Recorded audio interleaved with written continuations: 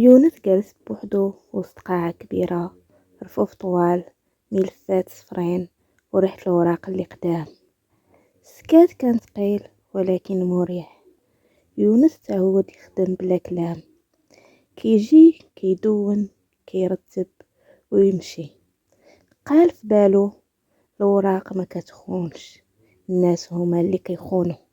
وهو كيراجع في واحد الملف طيح ملف آخر من الرف العالي، شدو باش يرجعو. قرا الاسم اللي فيه مريم السالمي، وهو يثير انتباهه. والغريب ما كانش الاسم، كان التاريخ بعد 3 شهور من اليوم. قال غلط مطبعي، ولكن ملي حل الملف لقى رسالة وحدة.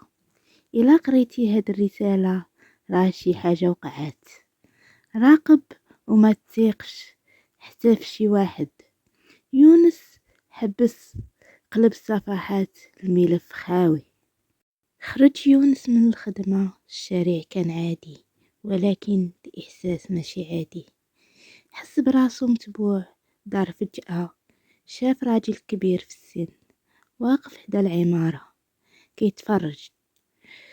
عبد جليل ابتسم ليه ابتسامة باردة وقال: راك جديد هنا واش بصح؟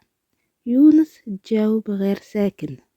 قدام باب العمارة شافها مريم كتقلب في شنطتها بعصبية، يديها كيترعشو، السوارت ديالها طاحوا ليها. يونس طلعهم ليها، عيونهم تلاقاو. قالت بصوت منخفض: انت شفتيني من قبل؟ قال بلا تفكير: لا. ولكن قلبه قال: في ملف ما خصوش يكون. وهو طالع في الدرج سمع عبد الجليل كيهضر مع شي واحد في التليفون، وقال ليه: رجعات وما خاص حتى شي واحد يعرف. يونس وقف، ولكن عبد الجليل حس بيه وسد الباب. في الليل يونس رجع للرسالة، ولكن دابا زادت جملة جديدة: إلا قربات ليك راه الخطر قريب. عرق بارد هبط منه وقال مع راسو: اشني هادشي؟ الضو طافي والساعة 2:17 سمع دقان خفيف في الباب. يونس ما تحركش، ومن بعد سمعت صوت بنت صغيرة: عافاك حلي الباب. مريم خايفة. يونس حل الباب بالزربة، ولكن ما كان حتى شي واحد. شاف يونس في الدرج ولقى مريم جالسة، راسها بين يديها كتبكي بصمت، وهو يقول ليها: سمعتي شي صوت؟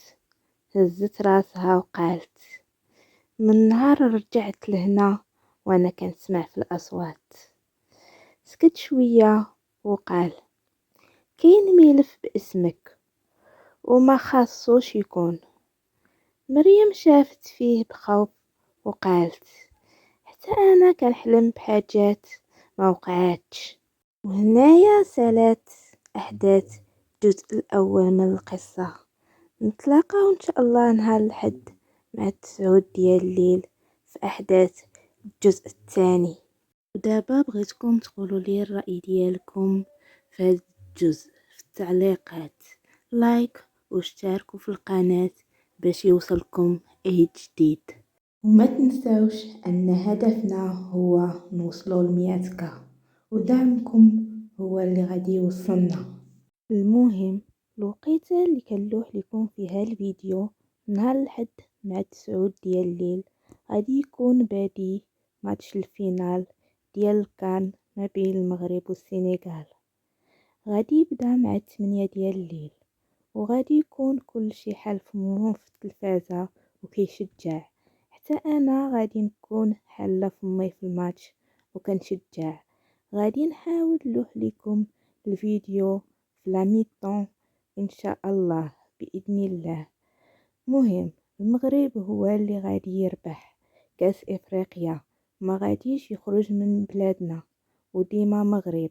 ما نكروش انه الشعب السنغالي غادي يبقى فينا إلا خسر، ولكن كل واحد كيشجع المنتخب ديالو وديما مغرب. وهنا كتكون شوية ديال الأنانية، والأنا هي اللي خدامة دابا ماشي الغير. يلا بسلامة عليكم، حتى نتلاقاو في الجزء الثاني إن شاء الله، وفي رعاية الله وحفظه.